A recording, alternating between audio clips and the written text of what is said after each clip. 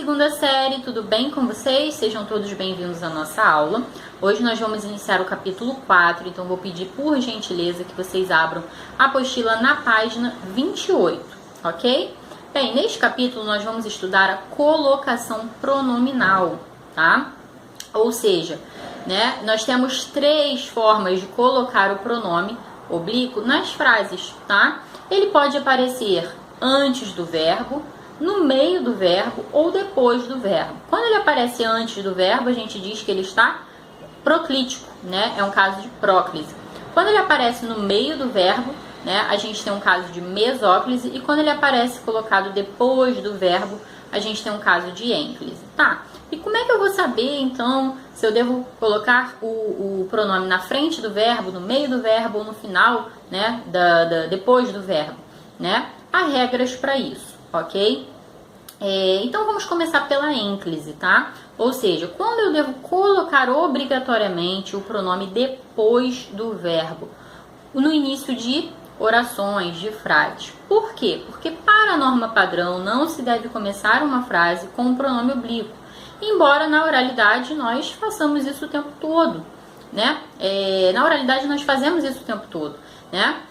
Então nós dizemos, ei, me empresta essa borracha aqui, por favor, ó, me empresta, tá? Então a gente começa a frase com o pronome me, né? A gente chega numa farmácia, numa padaria e diz assim, ah, me dá esse produto aqui, por favor, não é assim? Então a gente começa com me.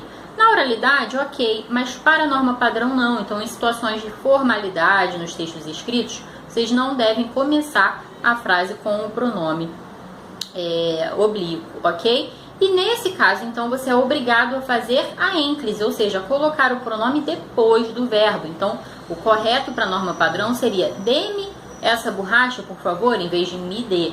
Né? Então, dê-me essa borracha, dê-me esse produto, por favor, tá? Então, seria isso. Então, a ênclise é obrigatória no início de frases, para que você não comece a frase com o pronome. Então, você coloca o pronome depois do verbo. E a próclise, hein? Ou seja, quando é obrigatório colocar o pronome na frente do verbo? Quando houver palavras atrativas, né? Palavras como sim, não, a conjunção que, tá? São palavras que puxam o verbo para frente, tá bom?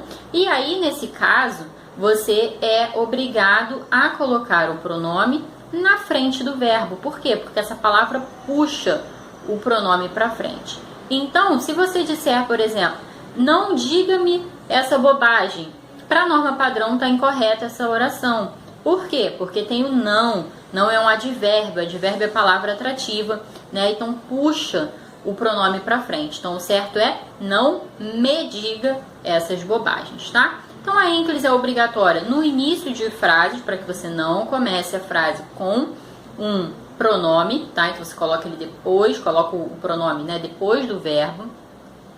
E a próclise é obrigatória quando há palavras atrativas, como sim, não, que, quando, como, tá? Que puxam esse pronome para frente do verbo, tá? E a mesóclise? A mesóclise é um pouquinho mais complicada. Quando é que a gente vai colocar o pronome no meio do verbo? E por que ele é mais complicado? Porque é muito, muito, muito pouco usual. Tá? Está mais restrita mesmo a textos escritos, literários, e olhe lá, tá? Bem, então a mesóclise ocorre quando os verbos estão no futuro do pretérito ou no futuro do presente, do modo indicativo, ou seja, futuro do presente. Eu cantarei, eu comerei, eu dormirei, eu estudarei, aquele futuro, né, que a gente usa aí direto, verbo no futuro do presente. E o futuro do pretérito é eu cantaria, eu comeria, eu estudaria, né? Que indica uma ação que ia acontecer, mas que foi frustrada por outra, né? Eu estudaria se eu tivesse vontade. Então, como eu não tenho vontade, eu não vou estudar, né? Então, eu estudaria, comeria, tá?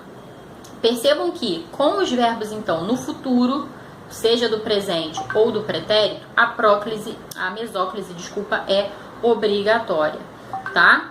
Então, vou dar um exemplo aqui para vocês, né? Por exemplo, darei, olha só, darei, futuro, verbo no futuro do presente. Eu darei a ti, né, todo o meu amor, beleza? Então, eu tenho darei, que é um verbo no futuro do presente, e eu tenho o pronome, né? O T, né? Que equivale aí à segunda pessoa, tá?